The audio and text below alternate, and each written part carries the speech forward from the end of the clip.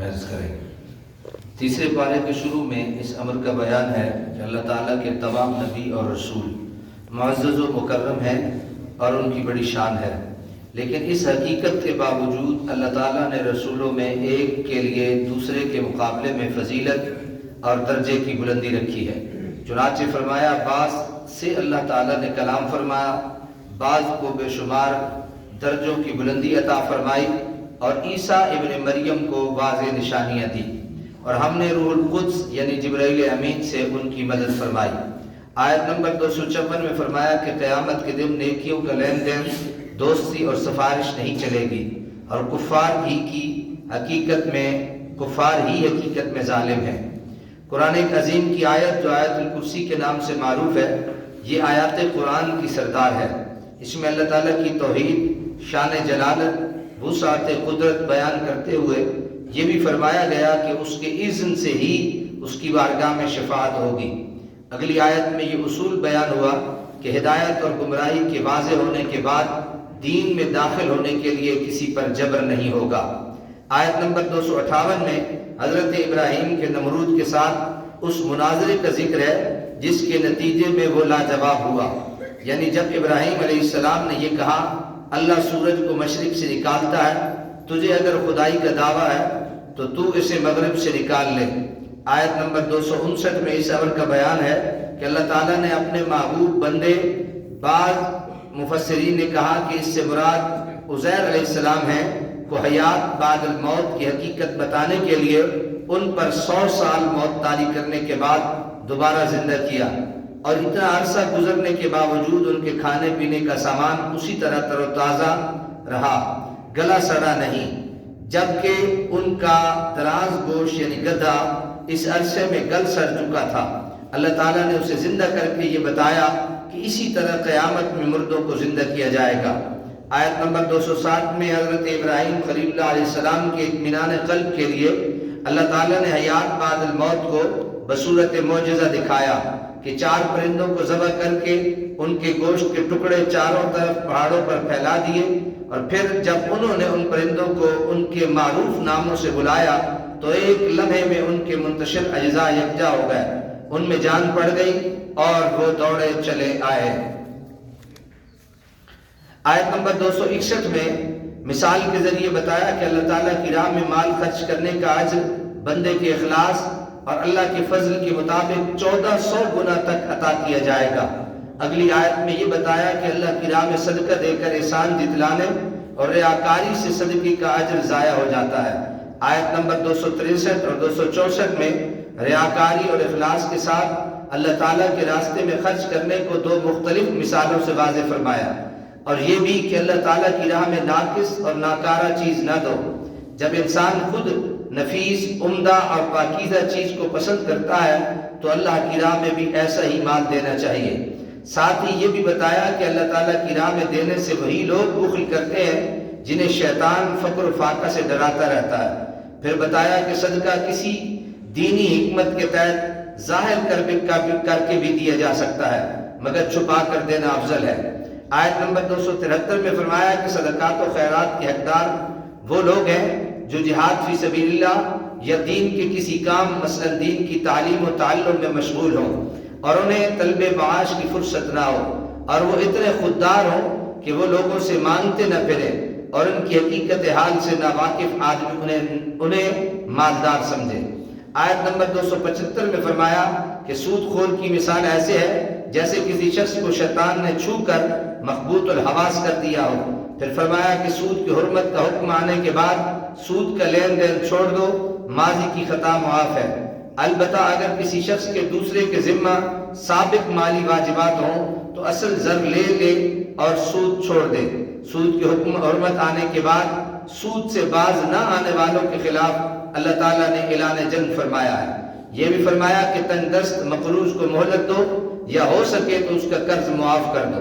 آیت نمبر 282 میں مالی معاملات اور تجارت و لین دین کے چند بنیادی اور اساسی اصول بیان کیے۔ نمبر 1، دستاویزی شکل یعنی لکھا جائے اسے، ادائیگی کا وقت مقرر کرو۔ مالی معاملات کے دستاویز لکھنے پر قدرت رکھنے والے کو اپنے مسلمان بھائی کے لکھنے میں مدد کرنی چاہیے تحریر لکھوانا قرض خواہ کی ذمہ داری ہے، یعنی جس کو قرض دیا گیا ہے، یعنی جو قرض لے رہا ہے وہ تحریر لکھوائے گا۔ تحریر لکھنے میں دیانتداری سے کام لینا فرض ہے۔ مقروض، نادان، کمزور یا تحریر نہ لکھوا سکتا ہو تو اس کا ولی تحریر لکھوائے۔ تجارت و مالی معاملات میں 2 مرد یا 1 مرد اور 2 عورتوں کو گواہ بنانا چاہیے۔ گواہوں کو گواہی دینے سے انکار نہیں کرنا چاہیے بلکہ خوش دلی سے گواہی دینا چاہیے۔ گواہوں اور دستاویز لکھنے والوں کو تحفظ فراہم کرنا عاقدین کی ذمہ داری ہے۔ گواہوں اور دستاویز لکھنے والوں کو ایذا پہنچانا گناہ ہے۔ گواہی کو چھپانا گناہ ہے۔ حالت سفر میں کوئی لین دین کا معاملہ ہو تو کوئی فریق ضمانت کے طور پر چیز اپنے پاس رکھ سکتا ہے۔ اگر دستاویزی ثبوت لکھنے یا گواہوں کے بغیر کسی نے اعتماد کر کے کسی کے ساتھ لین دین کیا ہو تو وہ دوسرے کی امانت واپس کرے، اور آخر میں فرمایا کہ اس معاملے میں اللہ تعالیٰ سے ڈرتا رہے۔ آیت نمبر 284 میں فرمایا تم اپنے دلوں میں کوئی بات چھپاؤ یا اسے ظاہر کرو، اللہ تعالیٰ تم سے اس کا حساب لے گا۔ آیت نمبر 285 میں اسلام کی بنیادی عقائد کا ذکر ہے، یعنی اللہ کے رسولوں پر ایمان، ملائک پر ایمان، تمام آسمانی کتابوں پر ایمان اور قیامت پر ایمان کا بیان ہے۔ نیز یہ بھی بتایا کہ مسلمان وہ ہے جو اللہ تعالیٰ کے تمام نبیوں اور تمام رسولوں پر ایمان لائے، یعنی یہ نہ ہو کہ ایک نبی کو مانے اور دوسرے کا انکار کرے۔ آیت نمبر 286 میں اللہ تعالیٰ نے فرمایا کہ اللہ کسی شخص کو ایسے حکم کا مکلف نہیں بناتا جو اس کی طاقت سے بڑھ کر ہو۔ ہر انسان کو اپنے نیک و بد عمل کا جواب دینا ہوگا۔ اس کے بعد اللہ تعالیٰ نے اپنی بارگاہ میں ان الفاظ میں دعا کی تعلیم دی: اے ہمارے رب، ہم سے اگر بھول یا خطا ہو جائے تو ہماری گرفت نہ فرمانا۔ اے ہمارے پروردگار، ہم پر ایسا بھاری بوجھ نہ ڈال جو تو نے ہم سے پہلے لوگوں پر ڈالا، اور اے ہمارے رب، تو ہم پر احکام یا آزمائشوں کا ایسا بوجھ نہ ڈال جس کے اٹھانے کی ہم میں طاقت نہ ہو۔ تو ہمیں معاف فرما، ہمیں بخش دے اور ہم پر رحم فرما۔ تو ہمارا مالک ہے، کافروں کے خلاف ہماری مدد فرما۔ نبی اکرم صلی اللہ علیہ وسلم نے فرمایا کہ جس گھر میں لگاتار 3 دن تک سورہ بقرہ کی آخری آیات پڑھی جائیں، شیطان اس گھر کے قریب نہیں آتا۔ سورہ بقرہ کی آخری آیات۔ رسول اللہ صلی اللہ علیہ وسلم نے فرمایا کہ سورہ بقرہ کی آخری آیات خود بھی سیکھو اور اپنی خواتین کو بھی سکھاؤ، کیونکہ قرآن کے علاوہ یہ بہترین حمد و ثنا اور بہترین دعا بھی ہے۔ سورہ آل عمران اس سے بارے میں شروع ہوتی ہے۔ آل عمران مدنی سورہ ہے، ترتیب مصحف کے اعتبار سے تیسری، جبکہ ترتیب نزول کے اعتبار سے 89ویں سورہ ہے۔ اس سورہ میں آل عمران کو فضیلت دینے کا ذکر ہے، اس لیے اس سورت کا نام آل عمران رکھا گیا۔ اس سورت میں عقائد اور احکام شرعیہ کا بیان ہے۔ عقائد میں اللہ تعالیٰ کی وحدانیت اور الوہیت کا ذکر ہے، الوہیت عیسیٰ اور تثلیث کے عقیدے کا رد ہے۔ قرآن مجید کی صداقت اور کلام اللہ ہونے میں اہل کتاب کے شبہات کو دور کیا گیا ہے۔ اس سورت کا نصف رد عیسائیت جبکہ تہائی یہودیوں کے قواعد اور جرائم کے بیان پر مشتمل ہے۔ احکام شرعیہ میں فرضیت حج اور جہاد، سود کی تحریم، زکوٰۃ ادا نہ کرنے والوں کی سزا اور منافقین کو زجر و تحبیب کا بیان ہے۔ سورہ آل عمران کی ابتدا حروف مقطعات سے ہوئی۔ ابتدائی آیات میں اللہ تعالیٰ کی وحدانیت، قرآن کی حقانیت، تورات و انجیل کے مصدق اور مؤید ہونے، اللہ تعالیٰ کی اپنی قدرت سے ماؤں کے ارحام میں اپنی مرضی کی صورت تخلیق فرمانے کا بیان فرمایا ہے۔ آیت نمبر 7 میں بتایا گیا کہ آیات قرآنی کی 2 قسمیں ہیں۔ نمبر 1 محکم، یہ وہ آیات ہیں جن کی دلالت اپنے معنی، مفہوم اور منطوق پر بالکل قطعی اور واضح ہے۔ آیت 2 ان تمام شرعی احکام، حلال و حرام، فرائض و واجبات اور حدود و فرائض اور اوامر و نواہی کا بیان ہے۔ نمبر 2 یعنی دوسرے نمبر کی جو آیتیں ہیں ان کو کہتے ہیں متشابہ۔ ان آیات پر ہر مومن کا ایمان لانا فرض قطعی ہے۔ جن کے معنی ہم پر واضح نہیں، ان کی مراد ہم اللہ تعالیٰ پر چھوڑ دیتے ہیں۔ اللہ تعالیٰ نے فرمایا جن کے دلوں میں کجی ہے وہ فتنہ جوئی اور متشابہات کا محمل یعنی توجیہ اور مراد ہے، نکالنے کے لیے کنایات کے درپے رہتے ہیں، حالانکہ مشابہ آیات کا قطعی اور آخری معنی اللہ ہی جانتا ہے۔ اور جنہیں علم دین میں مہارت حاصل ہے وہ کہتے ہیں کہ ہم ان پر ایمان لائے اور یہ سب ہمارے رب کی جانب سے ہیں۔ آیت نمبر 24 میں بتایا گیا کہ انسان کی آزمائش کے لیے عورتوں اور بیٹوں کی جانب میلان، سونا اور چاندی کے جمع شدہ خزانوں، نشان زدہ گھوڑوں، چوپایوں اور کھیتی باڑی یعنی مال و متاع دنیا مختلف زمانوں میں اس کی ظاہری صورت جو بھی ہو کہ رغبت کو آراستہ اور پرکشش بنا دیا گیا ہے۔ یہ سب دنیا کی زندگی کا سامان ہے اور عمدہ ٹھکانہ صرف اللہ تعالیٰ کے پاس ہے۔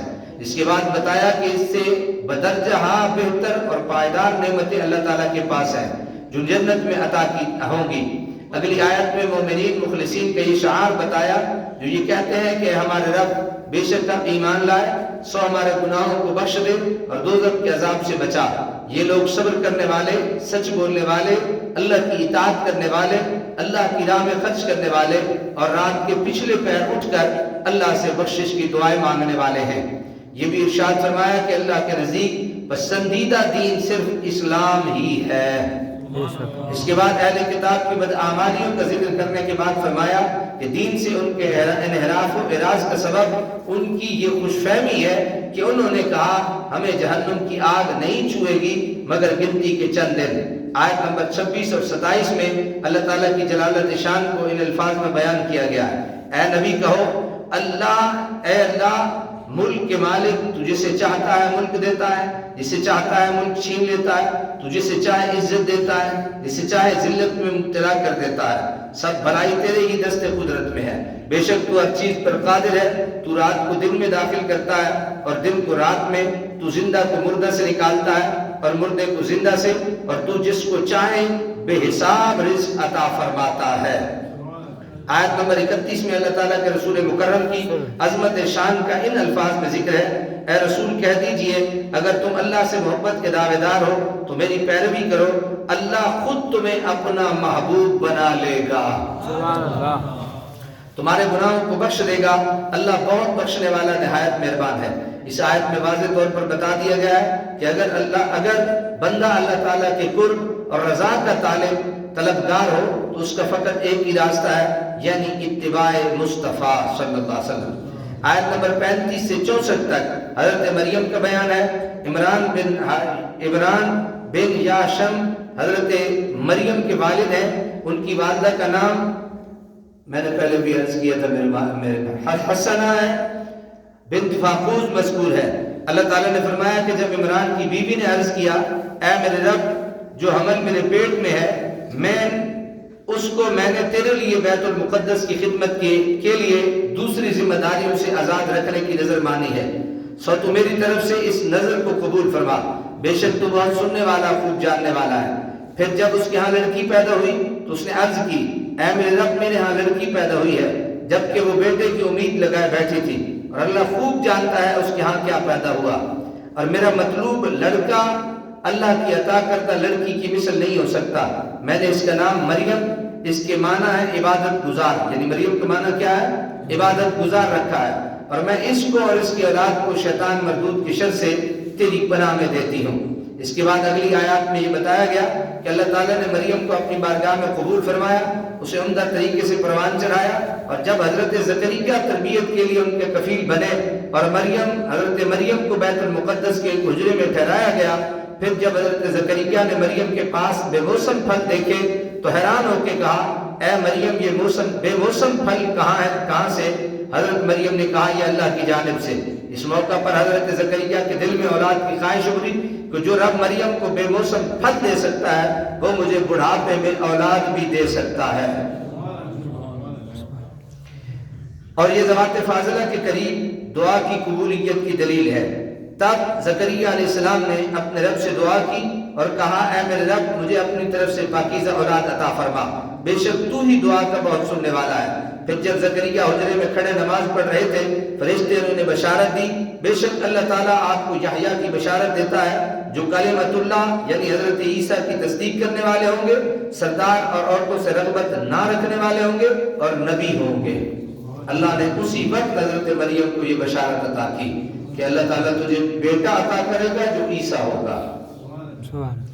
پھر حضرت زکریا اور ان کی بیوی کو بڑھاپے اور بظاہر نا امیدی کی عمر میں بیٹے کی پیدائش کی نشانی بتاتے ہوئے یہ فرمایا تمہاری علامت یہ ہے کہ تم 3 دن تک اشاروں کے سوا لوگوں سے کوئی بات نہ کر سکو گے، اور اپنے رب کا کثرت سے ذکر کرو، صبح اور شام اس کی تسبیح بیان کرو۔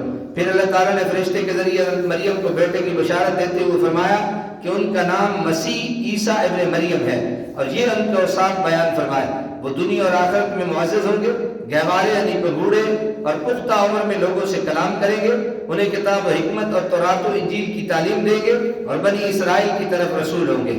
اور حضرت مریم نے بن بیاہی ماں بننے پر حیرت کا اظہار فرمایا تو فرمایا اللہ جب کسی کام کا ارادہ فرماتا ہے تو اس کے لیے ظاہری اسباب کی ضرورت نہیں ہوتی، بلکہ صرف اللہ کا یہ فرمان ہی کافی ہوتا ہے کہ ہو جا تو وہ ہو جاتا ہے۔ اس کے بعد حضرت عیسیٰ کے معجزات کا ذکر ہے، یعنی اذن الہی سے مٹی سے پرندہ بنا کر اس میں جان ڈالنا، مادرزاد اندھے اور برس کے مریض کو شفا دینا، مردے کو اپنے ہاتھ کی لمس سے زندہ کرنا، لوگوں کو یہ بتانا وہ کیا کھا کے آئے اور گھروں میں کیا ذخیرہ کر کے آئے۔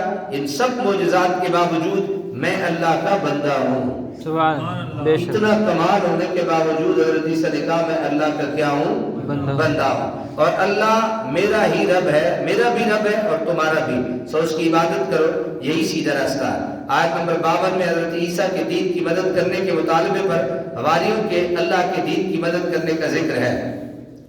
یہ حور کے معنی سفید ہے۔ حضرت عیسیٰ کے ساتھیوں کو حواری اس لیے کہتے ہیں کہ ان کے کپڑے سفید تھے۔ پھر کسی بھی شخص کے مخلص مسائب کو حواری کہا جانے لگا، اس لیے ہمارے نبی سیدنا محمد صلی اللہ علیہ وسلم نے فرمایا ہر نبی کے حواری ہوتے ہیں اور میرے حواری زبیر بن عوام ہیں۔ پھر عیسیٰ علیہ السلام کے آسمان کی طرف اٹھائے جانے کا ذکر ہے، اور یہ جس طرح اللہ تعالیٰ نے ہمارے کن سے آدم کو مٹی سے پیدا کیا، اسی طرح عیسیٰ کو بن باپ کے پیدا کیا۔ نجران کے نصارہ نے قطعی دلائل آنے کے باوجود دعوت حق کو قبول کرنے سے انکار کر دیا تو انہیں مباہلے کی دعوت دی گئی، مگر انہوں نے مباہلے کا چیلنج قبول نہ کیا اور جزیہ دینے پر راضی ہو گئے۔ رسول اللہ صلی اللہ علیہ وسلم نے اہل کتاب کو کہا اگر تم اسلام قبول نہیں کرتے تو آؤ ان نکات پر، بس بیٹا تھوڑا رہ گیا ہے، اور تمہارے درمیان مشترک ہے، اتفاق کر لو، یعنی عبادت صرف اللہ کی ہوگی، شرک کو ترک کرنا ہوگا، اللہ کو چھوڑ کر بندوں کو رب ماننے کا شعار ترک کرنا ہوگا۔ اہل کتاب مشترکات پر جمع نہ ہوئے جو ان کے دھرمی کا واضح ثبوت ہیں۔ آیت نمبر 67 میں اہل کتاب کے ابراہیم علیہ السلام کے متعلق یہودی اور نصرانی ہونے کی غلط بیانی، ابراہیم کے ملت حنیف پر ہونے اور مشرکین میں سے نہ ہونے کا ذکر ہے، اور یہ کہ ابراہیم علیہ السلام کے سب سے زیادہ قریب نبی اور مومنین ہیں۔ اس کے بعد آیت نمبر 69 سے اہل کتاب کی کئی اخلاقی برائیوں اور بددیانتیوں کا ذکر ہے۔ آیت نمبر 70 میں اللہ تعالیٰ نے فرمایا جو لوگ اللہ کے عہد اور اپنی قسموں کے عوض تھوڑی قیمت لیتے ہیں ان لوگوں کے لیے آخرت میں کوئی حصہ نہیں ہے، اور نہ آخرت میں اللہ ان سے کلام فرمائے گا اور نہ ہی ان کو پاکیزہ کرے گا۔ آیت نمبر 81 میں عالم ارواح کے اس عظیم واقعے کو بیان کیا گیا جب اللہ تعالیٰ تمام انبیاء سے پختہ عہد لیا اور فرمایا اے رسول یاد کیجئے جب اللہ تعالیٰ نے تمام نبیوں سے پختہ عہد لیا کہ میں تم کو اپنی اپنی باری پر دنیا میں بھیج کر جو کتاب اور حکمت دوں، پھر بالفرض تمہارے پاس عظیم رسول آئے جو اس چیز کی تصدیق کرنے والے ہوں جو تمہارے پاس ہے، تو تم ان پر ضرور بے ضرور ایمان لانا اور ضرور بے ضرور ان کی مدد کرنا۔ اس پاری کی آخری آیات میں یہ بیان فرمایا کہ دین اسلام ایک تسلسل کا نام ہے جو حضرت آدم سے ختم المرسلین تک چلا آ رہا ہے اور اب بھی اسی دین کی طرف بلایا جا رہا ہے۔ اللہ تعالیٰ نے فرمایا آسمانوں اور زمین اور ان کے درمیان تمام مخلوق کا جو بھی تکوینی نظام قائم ہے وہ سب خوشی یا ناخوشی اس نظام اور اطاعت کا پابند ہے۔ اسلامی وہ دین ہے جس کی دعوت حضرت ابراہیم، حضرت اسماعیل، حضرت اسحاق، حضرت یعقوب اور ان کی اولاد اور حضرت موسیٰ، حضرت عیسیٰ دیتے آئے ہیں، اور اسلام کے سوا کسی اور دین کو ہرگز قبول نہیں کیا جائے گا۔ بس اگر کوئی شخص اسلام کے سوا کسی اور دین کی پناہ تلاش کرتا ہے تو وہ خاسرین میں سے ہوگا۔ آیت نمبر 86 تا 88 میں اللہ تعالیٰ نے ایمان لانے کے بعد کفر کرنے والوں کی سزا، ان پر ہمیشہ عذاب اور اس میں تخفیف نہ ہونے اور کسی طرح کی کوئی مہلت نہ دیے جانے کا بیان فرمایا ہے۔ بعد کی آیت میں جہاں توبہ کرنے والوں کو بخشش کا بیان ہے وہیں کفر پر ڈٹے رہنے والوں اور حالت کفر میں مرنے والوں کی گمراہی کے ساتھ ان کی ہمیشہ ہمیشہ توبہ قبول نہ کیے جانے کا بیان ہے کہ اگر وہ پہاڑ برابر بھی سونا فدیے میں دے دیں تو قبول نہیں کیا جائے گا۔ آمین۔